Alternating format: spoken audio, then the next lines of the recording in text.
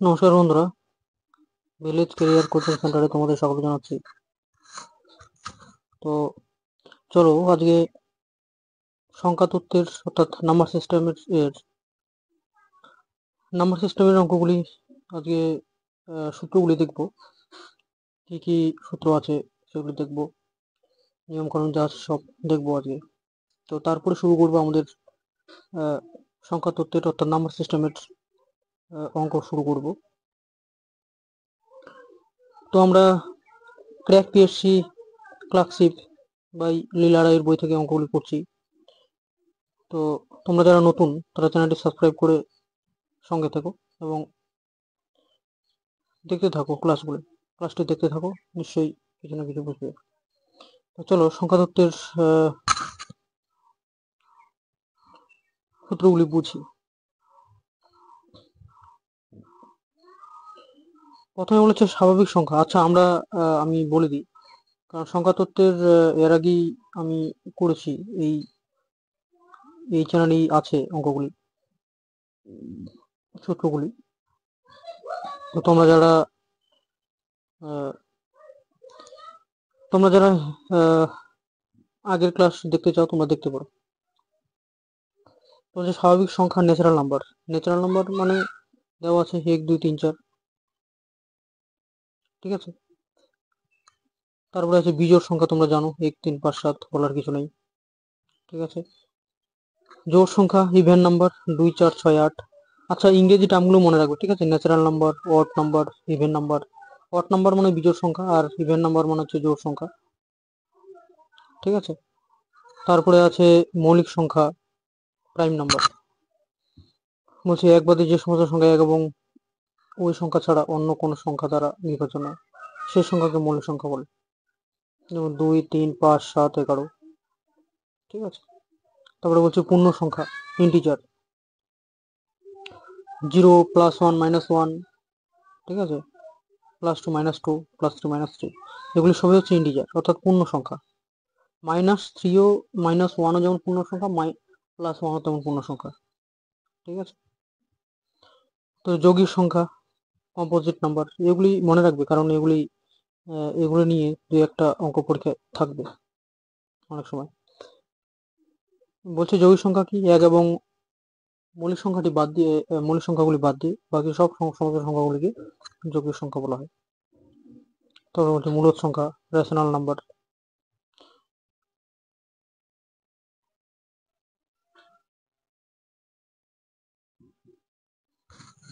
অর্থাৎ যে সংখ্যা p/q আকারে প্রকাশ করা যায়, তাই না, তাকে বলে মূলদ সংখ্যা, যেমন রেশনাল নাম্বার। তারপরে চলে আসি পরের, কি বলছে দেখো।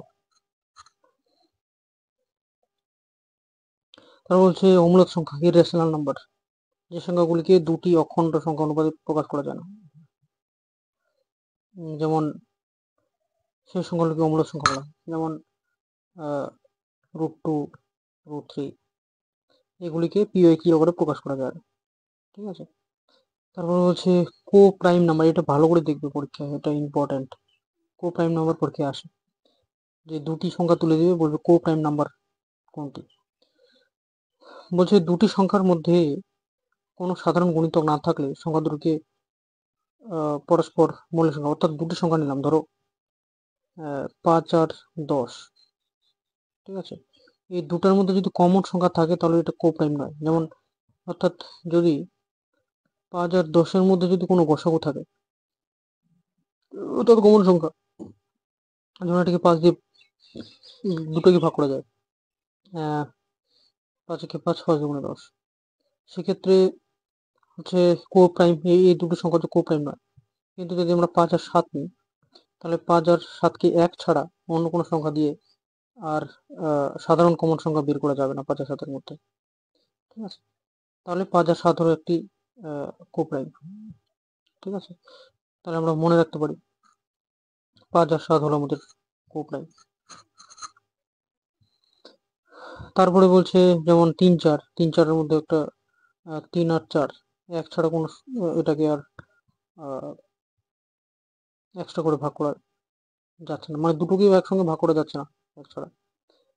8 আর 3 কোনো সংখ্যা দিয়েই ভাগ করে যাচ্ছে না। ঠিক আছে, তারপরে চলো পরের অঙ্কটি, পরের সূত্রগুলি দেখি। পরের সূত্রগুলি এগুলি মনে রাখবে, ঠিক আছে। যেমন প্রথম n সংখ্যক স্বাভাবিক সংখ্যার সমষ্টি n প্লাস 1/2। প্রথম n সংখ্যক বিজোড় সংখ্যার সমষ্টি, ঠিক আছে, n স্কোয়ার বলেছে। প্রথম n সংখ্যক জোড় সংখ্যার সমষ্টি, হ্যাঁ, n প্লাস 1 বলেছে, n ইন্টু n প্লাস 1। প্রথম n সংখ্যক জোড় সংখ্যার সমষ্টি n ইন্টু n প্লাস 1। প্রথম n সংখ্যক বর্গের সমষ্টি n into n plus 1 into 2n plus 1/6। প্রথম n সংখ্যক ঘনফলের সমষ্টি n ইন্টু n প্লাস 1/2 তার হোল স্কোয়ার। ঠিক আছে, এগুলো মনে রাখবে। আর ডিভিজিবিলিটি নিয়ম আমি লিখিয়েছি, তোমরা চেক করতে পারো, আমার এই চ্যানেলই আছে। ডিভিজিবিলিটি রুল অর্থাৎ বিভাজ্যতার নিয়মগুলি আমি পড়িয়েছি। 2 দ্বারা 3 দ্বারা আমি 11 অবধি পড়িয়েছি। 2 থেকে শুরু করে একবারে 11 অবধি আছে আমার। তো তোমরা সেখানে গিয়ে দেখতে পারো যে 2 দ্বারা কি করে ভাগ যায়। ঠিক আছে, 2 দ্বারা কিভাবে ভাগ যায়, 3 দ্বারা কিভাবে বিভাজ্য হয়, 4 দ্বারা কিভাবে হয়, 0 বা 5, কোনো সংখ্যার স্থানে 0 বা 5 হলে সেটি 5 দ্বারা বিভাজ্য হবে। 6 দ্বারা কিভাবে বিভাজ্য হয়, ঠিক আছে। 7 দ্বারা এখানে বলা নেই, কিন্তু আমার চ্যানেলে যে ভিডিওটি আমি করেছি, এর আগে ভিডিও ছাড়া আছে, সেটাতে আমি দেখিয়েছি 7 দ্বারা কিভাবে ভাগ করা হয়, 9 দ্বারা কিভাবে, 11 দ্বারা কিভাবে। ঠিক আছে, তোমরা দেখে নিও আমার চ্যানেলে গিয়ে, আমি এটা বোঝাচ্ছি না। আচ্ছা, এখন বলছে একক স্থানীয় অর্থাৎ ইউনিট ডিজিট কিভাবে বের করবে। ঠিক আছে, ইউনিট ডিজিটেরও আমি আমার ইউনিট ডিজিট চ্যাপ্টারের এর আমার চ্যানেলে করানো আছে, তোমরা গিয়ে চেক আউট করতে পারো, দেখতে পারো। ঠিক আছে, ওখানে খুব সুন্দর ভালোভাবে আমি বুঝিয়েছি কিভাবে কি করে যায়। এখানে শুধু একটা নিয়মই বলা আছে, ঠিক আছে, দুটো নিয়ম বলা আছে। হচ্ছে প্রথম ধাপে 4 দ্বারা ভাগশেষ করে যদি 1 2 3 4 শূন্য থাকে তাহলে 4 হবে, মানে এরকম সব এই নিয়মটি শুধু দেওয়া আছে। ঠিক আছে, আর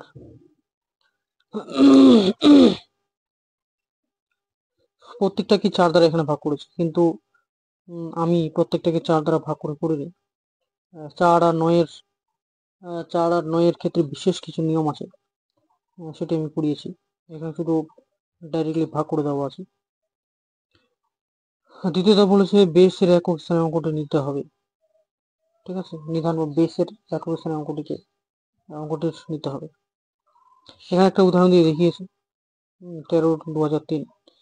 এটা 2003কে 4 দিয়ে ভাগ করেছে, ভাগের 3 এসছে, তাহলে 13 পাওয়ার 3 হয়ে যাবে, তাই না? 13 পাওয়ার 3 হয়ে যাবে, কিন্তু ওই যে 13টাকে পুরোটাই নেয়নি, শুধু শেষেরটাকে নিয়েছে, আর এটা নিয়ম, শেষেরটাকে নেওয়া এটা নিয়ম। তো শুধু 3টাকে নিয়েছে, 3 পাওয়ার 3, তাহলে শেষে 7 আসবে, তাই না? 3 পাওয়ার 3 মানে কত, 7 তো আসবে শেষে। তো যাই হোক, এগুলি এখানে করানো আছে, বিশেষ কিছু করানো নেই।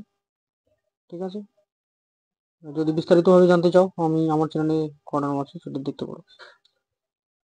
তবে এখন বলেছি ক্ষুদ্রতম সংখ্যা কিভাবে বের করবো, হ্যাঁ, দুটি সংখ্যার গুণফল কিভাবে বের করবো। ঠিক আছে, আমাদের বর্গের বিয়োগফল কিভাবে বের করবো পড়িবি। তাহলে পরস্পর দুটি সংখ্যার বর্গের বিয়োগফল কিভাবে বের করবো, দেওয়া আছে।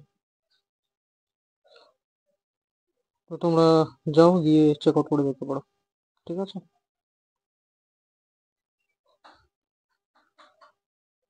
আর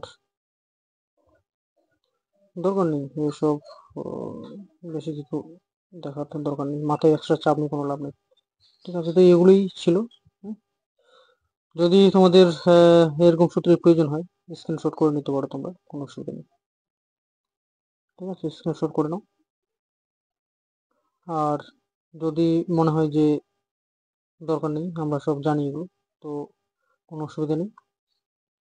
আমরা এর পরের দিনে সংখ্যা তত্ত্বের গাণিতিক সমস্যা নিয়ে বিস্তারিতভাবে অঙ্ক করব। আমার চ্যানেলটির সাথে জুড়ে থেকো, লাইক সাবস্ক্রাইব করে রেখো, যাতে অন্তত সাবস্ক্রাইব করে রাখো, যাতে নোটিফিকেশনটি তোমাদের মোবাইলে পৌঁছায় আর দেখতে পারো। আর অন্য বন্ধুদের শেয়ার করে দিও চ্যানেলটি, তাহলে তাদের সুবিধা হবে। ঠিক আছে, তো আজকে এ পর্যন্তই। ভালো থেকো, ধন্যবাদ।